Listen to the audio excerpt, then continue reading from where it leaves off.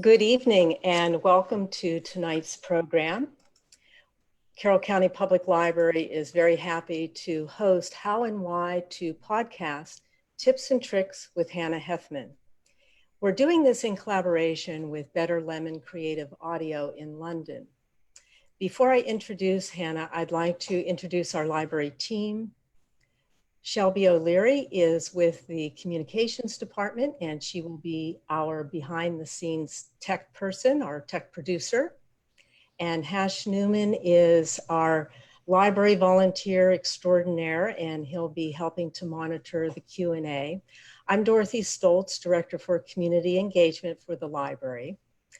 And for the Q&A, if you're joining us by Zoom, please type in your questions and comments in the Q&A. For Facebook, please use the chat. And Shelby will be posting the recording of tonight's program to YouTube tomorrow. So if you'd like to share it or go back and take a look again. So I'd like to take a moment to introduce Hannah. Hannah Hethmon is owner and executive producer of Better Lemon Creative Audio in London, where it's 11 o'clock at night. So thank you so much, Hannah, for working with our schedule, and we really appreciate it.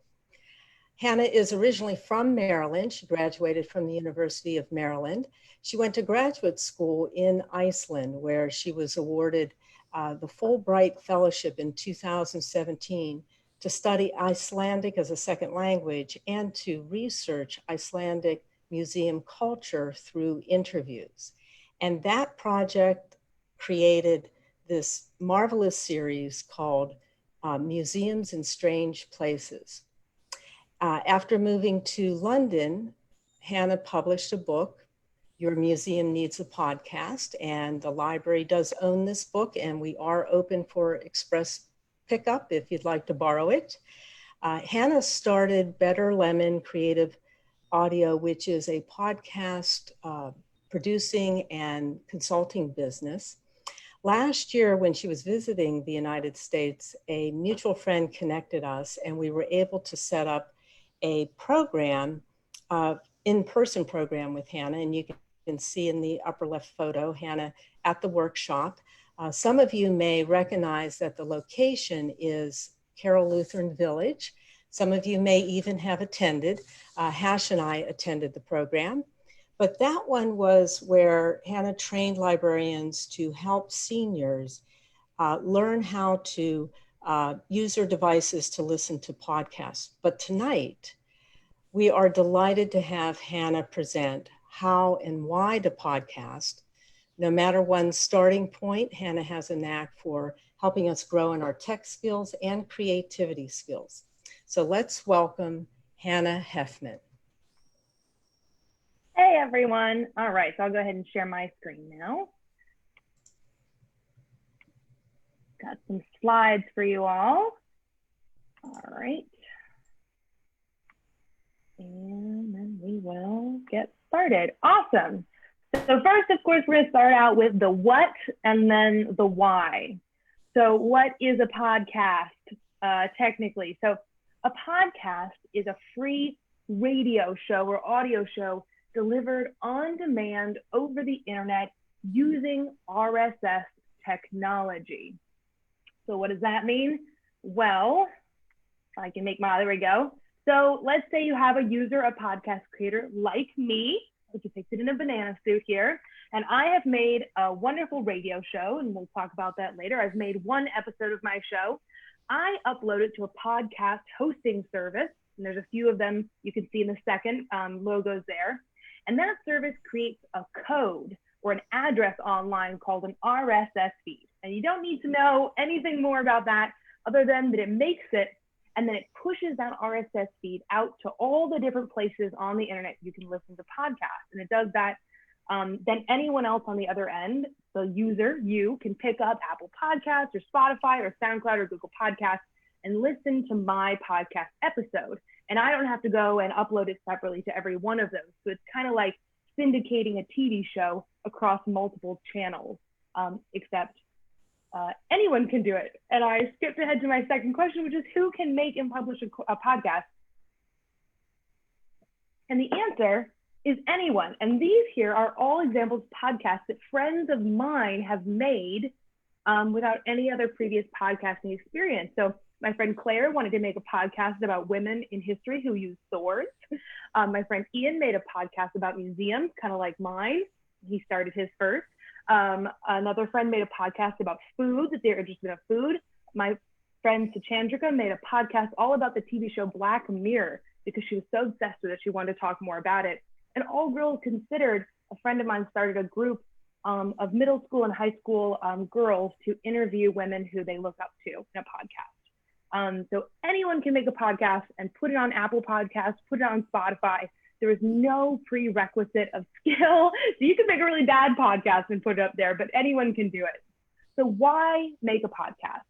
I think podcasting for me, as you might have kind of guessed from Dorothy's intro, has really changed my life.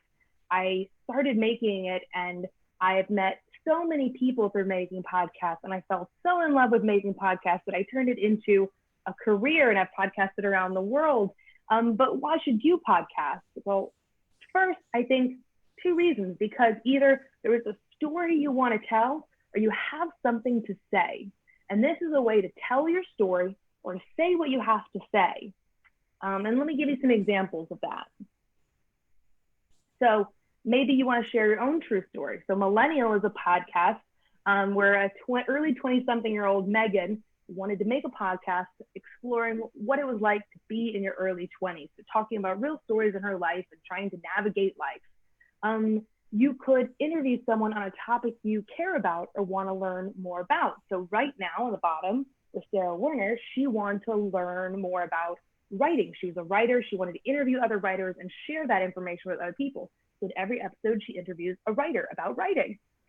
You could use your podcast to answer a question. So the Stoop asks, what is it like? What does it mean to be Black?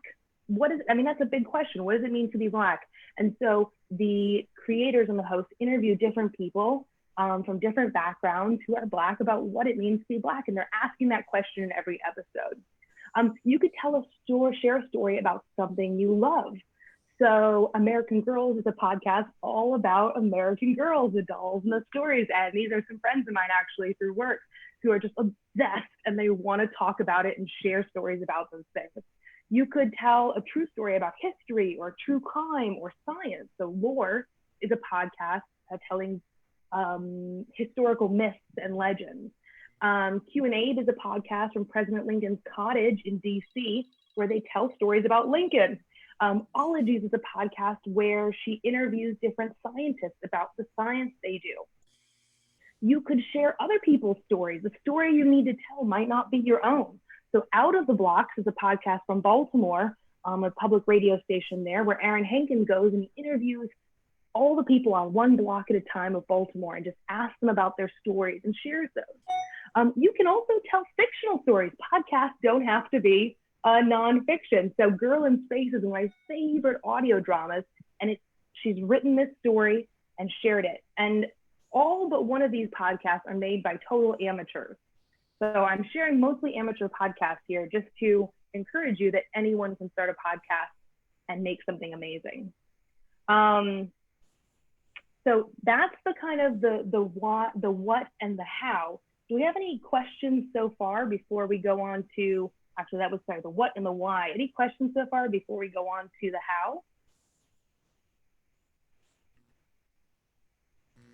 Yeah, I got a little note here, I think from Nova Scotia, but wanted to know about, is there a cost? Like you mentioned that that there's an involvement with actually having your work presented. Is there there's got to be some costs involved, and what can you say? Well, I think I'll get to those actually a bit more in the second section, but okay. The short answer is you can basically do it for free if you're clever. Okay. There are ways to do it for free. Of course, you can always get more costs involved, but it's one of those projects you can scale up and down as you want. Well, there's another question. For example, go ahead. No, it has to do with licenses and liabilities and stuff. Mhm. Do you have to protect yourself in terms of what you say? Is there a case of? I think, I mean, unless you're telling, scandalous tales about your neighbors, I don't want to, I can't speak as a lawyer, but I think generally, just as if you're writing a blog or making YouTube videos, it's the same consideration that what you put out there is public. So you need to be conscious about that. But other than that, there's no specific rules. Sally is wanting to know about whether, what does it cost? What do you need to invest in equipment to do this? What's the setup? That's the second half. We'll get to that in the second half as well. Okay, I'll save my questions for a few more minutes. Maybe there's somebody over on the Facebook side that has some questions.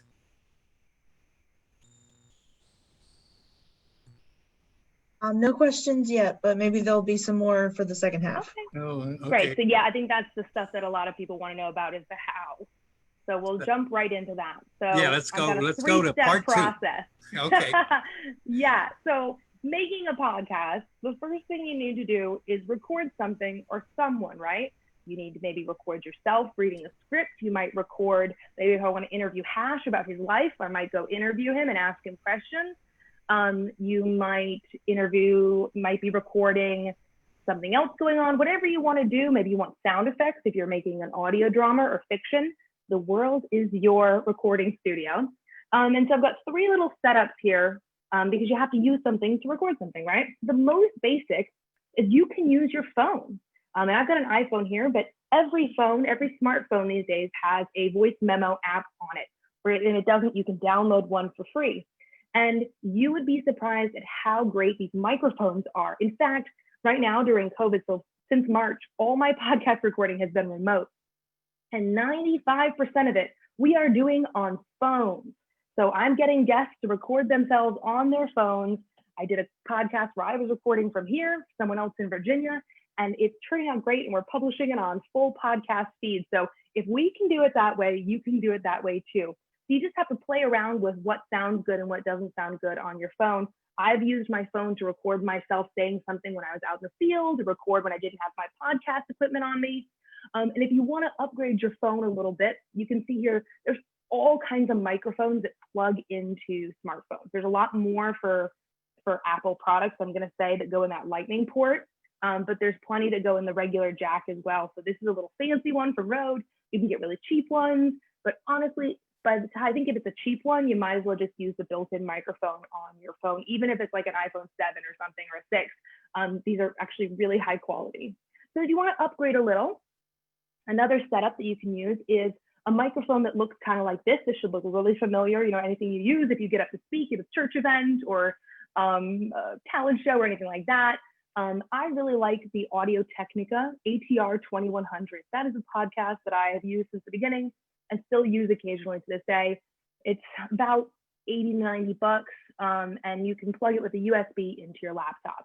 So again, if you don't have $100 to spend on a microphone, you can get cheaper microphones, you can use your phone. For me, it's really not so much about the quality of the microphone as it is what you do with it. So think of, those people who can get a $5,000 camera, but don't know how to take a good picture. They don't know how to frame things, right?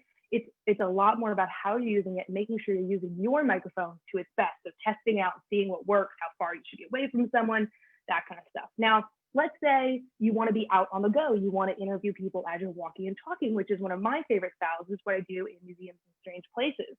I really like this reporter style mic at the top right here. So this is just a Movo HMM2. You can get it on Amazon. It's about $50. And you can hold it with your hand and move it around. It looks like a regular reporter mic. And so that'll allow you to talk to people when you're out on the go without making weird noises. You'll need a cord and you'll need to plug it into something to record. So that's where something like the Zoom H4n Pro handy recorder at $200 comes in. Now, this is starting to get up by the time you get accessories to like $300. So again, this is if you want to invest a little more money, you have a bit more money to spend on your hobby. That's a good place to start if you want to be out and about. But you can use your phone. You can use just a microphone plugged into your laptop. You can use a microphone plugged into your phone. As long as it sounds good, That's all that matters. There is no tech limit in my mind. I'm a tech minimalist podcaster. So step 2, you need to edit your podcast. You've got this audio, or it's done a great interview with Hash. I've asked them all about his life, but it's an hour long and it was good, but I don't need all of that, right? That part where he went off and told me about his bathroom remodel, for example, we're going to cut that out. So you need something to do it, just like you're editing a Word document or a video. So these are 4 free platforms that you can use to edit your podcast. If you have a MacBook, it should already have GarageBand on it, or you can download it for free. And GarageBand is made for making music, but you can edit your podcast with it. You can cut and paste your bits and add some music in the beginning, add a little narration, sound effects, whatever you'd like to do. You can use Audacity on a Mac or PC. Basically kind of works like GarageBand. Again, it's free. Anchor is a free platform that you can use to edit on Mac, PC, iOS, or Android. May not have as many options, but again, it's free. And then Fairlight is an app that has a free version, and it works really well on the iPhone and iPad. My friend who does Museum Archipelago, that podcast I showed you, he edits entirely on there. And so these are 4 ways that you can edit your podcast. And some people like to edit a lot. I like to edit a lot. I like to cut out a lot of the extra words and the ums, and I like to really, really get in the details and really, really think about exactly what I want to keep. Some people like to just say, we'll cut this and we'll cut that, and it's done. I like it as is. That's entirely up to you, whatever your preference is, you can do. There are no rules with podcasting, only good or bad, right? If you like it at the end, then it's good, and that's okay. So step 3 is publishing it online. So this is where it starts to get a little more complicated. So let's say you've recorded your podcast, you've edited it, you like it, you've now exported it from your podcast editing, your digital audio workspace as an MP3. So you have on your at least 1 episode in MP3 format, and you can start publishing your podcast with just 1 episode. That's okay. So you need to come up with a show name, obviously. You need cover art. You'll need a little square to basically be your book cover or your podcast cover, wherever it shows up. And that's important because that's what's going to catch people's attention. You'll need a show description. Again, this is like your book jacket description. Like, make people decide whether or not they're going to listen. So it's important. And then you need a podcast hosting service. So these are any number, there's so many of these now. Basically, a podcast hosting service is a purpose-built website where you upload your MP3, they create the RSS feed and push it out to all the podcatchers, which is the apps that people listen on. Now, most of these here that you see in this bottom section, they cost anywhere from $5 to $20 a month. And to start out, and that lets you do all the stuff. It's mostly about how much you're uploading. Now I understand that some people that still might be kind of a barrier, $5 to $20 a month. So Anchor on the top right is one of the only ones I know of that is free podcast hosting. So Anchor will let you do all the same things as those basically, but for free. So you can check that out if you don't want to pay. I use Libsyn and I love it. Most of these will have built-in instructions and tutorials on how to upload, how to add it to Apple Podcasts, and so on. And believe it or not, that's basically it. So once you have decided on your hosting platform, and now you're making podcasts, you can do a few different things. You can make an episode every week and go on a schedule, right? Kind of a more traditional schedule. You can make an episode every other week. You could batch your episodes. You could make 6 episodes and then release them every other week. And so you've made them all at once and then you release them. And then you make another 6 and you release them. So like seasons, you can do seasons of podcasts. Or you could do a limited run. Let's say you only want to do 6 special episodes.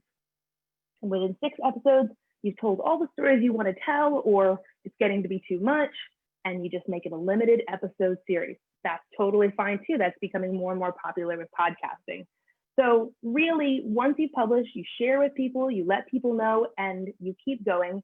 And the more you podcast, the bigger audience you'll get, and the more people will listen to your show. So I think that gets me about just under the time I have. So I'm sure we have a lot of questions. These are 2 podcasts that I've made that you might be interested in. Museums and Strange Places is got a season about Maryland's museums, and then On the Record is a podcast they make here in the UK about British history. So do we have any questions?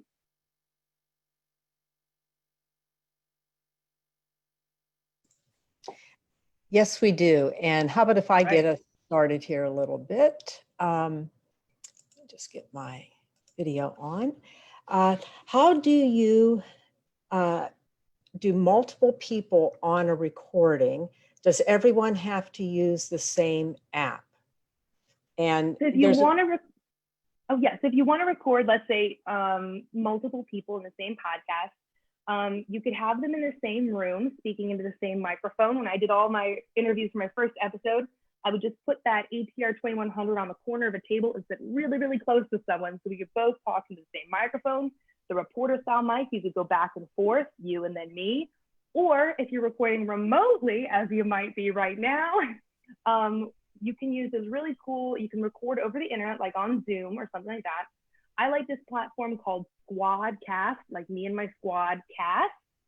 And that's a great way to record multiple people in different spaces online. And this is a little complicated, so hopefully you'll get it. But what I do is we use an internet recording as a backup. And then we each record ourselves either on a phone or a microphone on our own locations, me in London, you in DC, wherever. And then in editing, I line them back up so it sounds like we're both in person. But you can record just over the internet as well. Thank you. And what about the uploading? And a question was, can you use WeVideo on a Chromebook? WeVideo on a Chromebook. I do not know what WeVideo is. It might be a hosting service. Yeah, I don't know what that platform is, but you can make a podcast on any device, even just your phone. You can edit on your phone with like Anchor. So you can definitely edit on a Chromebook. Great. Hash, do we have any questions in the Q&A? I don't think I'm present. Oh, you're here. You're here. I don't see me. I had there were some questions. One of the questions came from Mary Pascal. She wanted to know what is your title of your podcast? How can she find you? How does she? My podcast. Yeah. My podcast, Museums and Strange Places, is on anywhere you look for podcasts. So Spotify, Apple, wherever you would normally listen. Or there's a website, museumsinstrangeplaces.com, and you can listen offline there. I'll put that in the chat, museumsinstrangeplaces.com.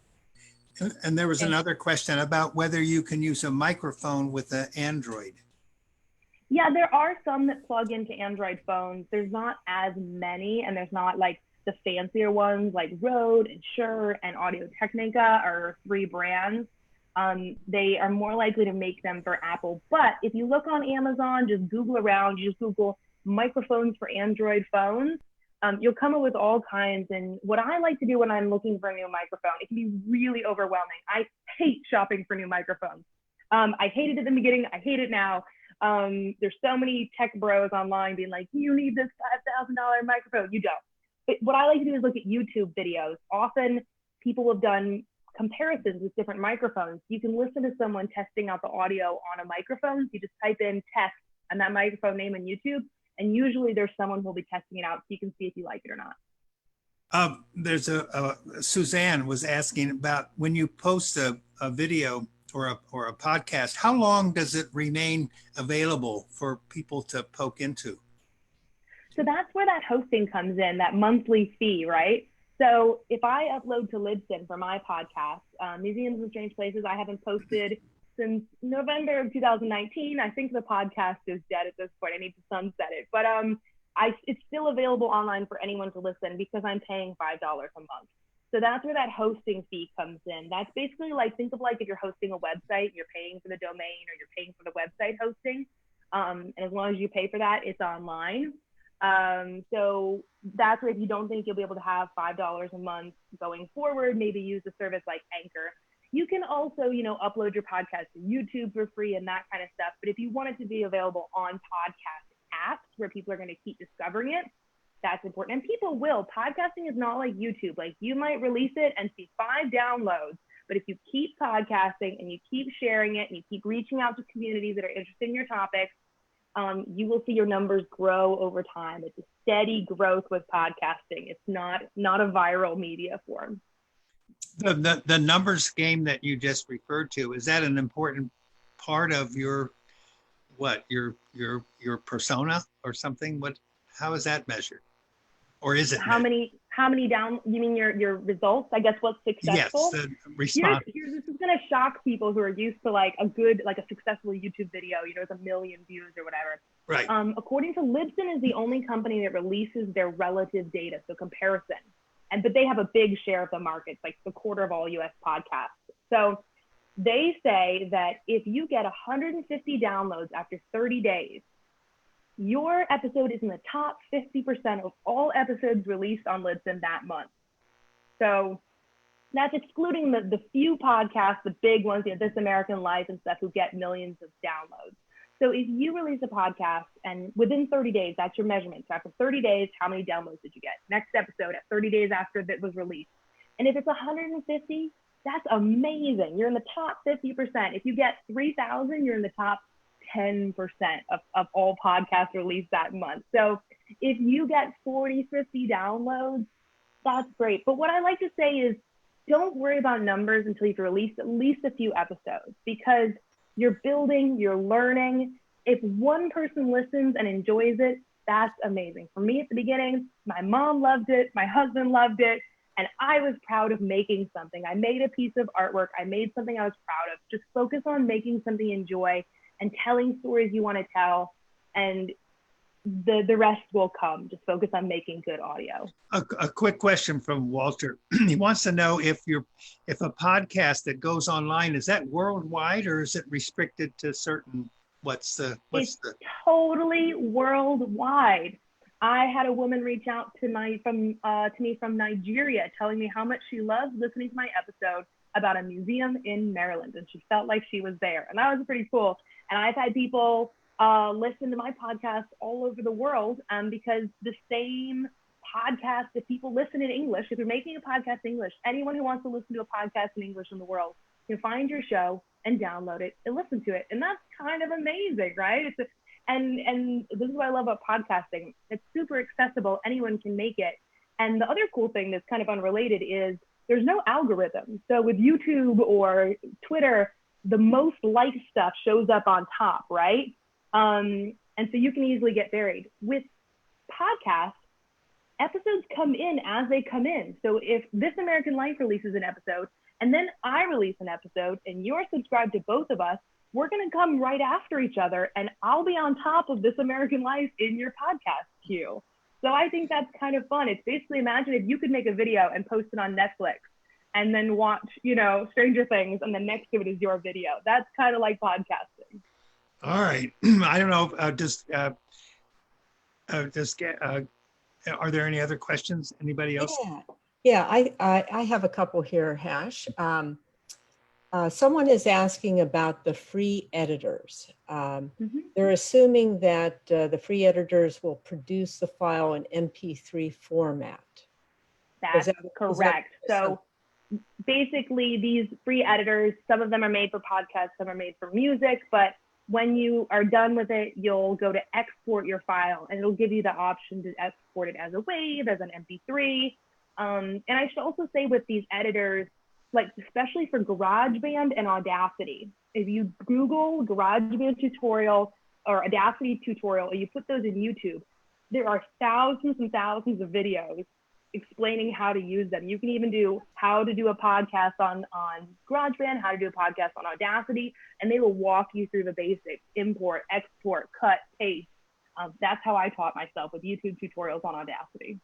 That's great. Another question, Hannah. Are there any podcasts made for kids by kids? Absolutely. So I referenced All Girls Considered, which is a really cool podcast where middle and high school girls interview adult women who they want to look up to and ask them about their lives. So if you are interested, if the person asking is a middle or high school girl, you can get involved with All Girls Considered. They have chapters all over, and you can start your own chapter. There are tons of podcasts created by kids. There's some where kids tell stories.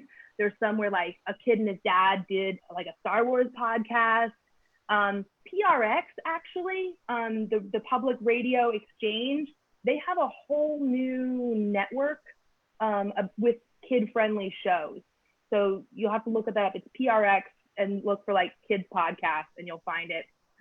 Spotify releases has like Spotify and Stitcher. These places all release playlists of kid-friendly podcasts.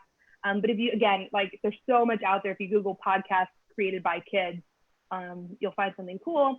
And if you are a kid and you don't find what you're looking for, well, then I guess you can make it, right? You make a living as doing podcasts? Can you make a living doing podcasts? So I technically make a living doing podcasts. It's not a big living, but it's very few. Think about like YouTube, you know, most people aren't making a living doing it. I would say focus on making a show that you enjoy and making stories or talking to people that you like. And if you get a large following, you may be able to get sponsors and make some money off of it. There are very few people who are full-time off of their podcast. I will just go ahead and say it.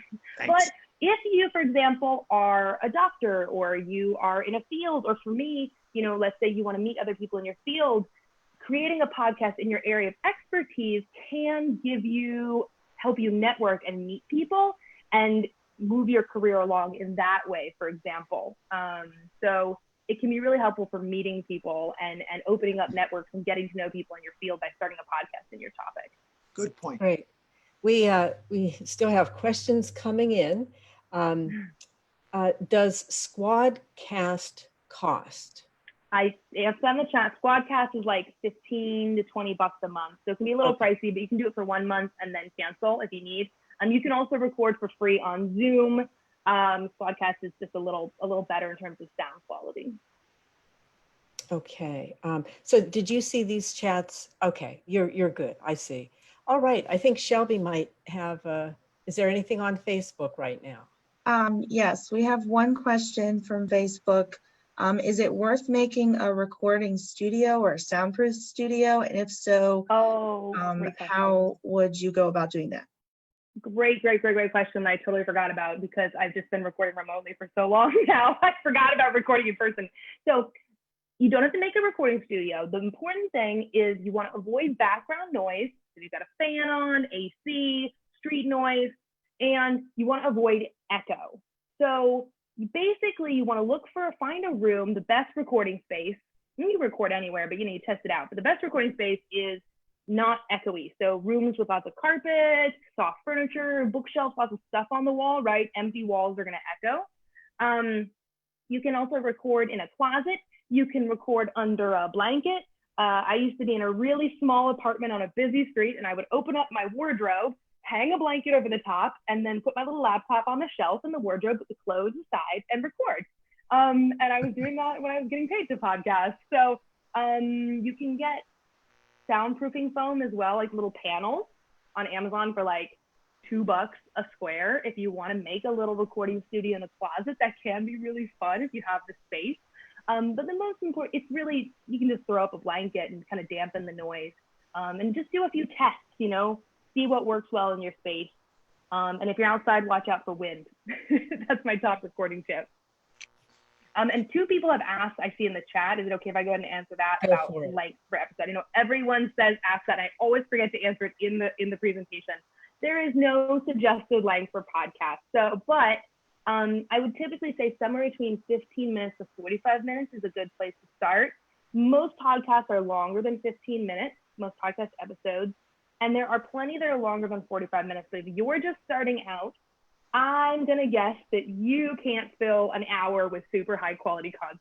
No offense to anyone, but if you start smaller, you can focus on making it really, really good versus, you know, think about your first drawing versus starting a mural. Focus on just fill a canvas first, right? So maybe somewhere 20, 30, 40 minutes, and you can go between, you can make one episode 20, one episode 40. It totally depends on what you want to make. There are no hard and fast rules. Great. Okay, I think we have everything. And Hannah, I just want to thank you so very much. This was a real special treat for us. And hopefully, if next time you're visiting the United States, maybe you can come back out to Carroll County.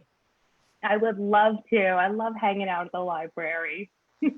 This is like a childhood dream for me, is to be the guest of the library. That's great. Nice. Well, thank you so much. And we'll say good night. Thank Good you, night. everybody. Bye, everyone. Thank Bye, you. Hannah. See you next time you're here.